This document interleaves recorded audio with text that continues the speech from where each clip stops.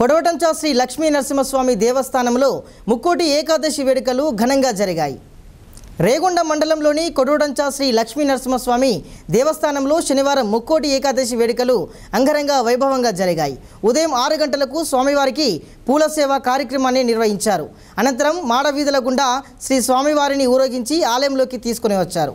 ముక్కోటి ఏకాదశి సందర్భంగా భక్తులు ఉత్తర ద్వారం గుండా స్వామివారిని దర్శనం చేసుకున్నారు.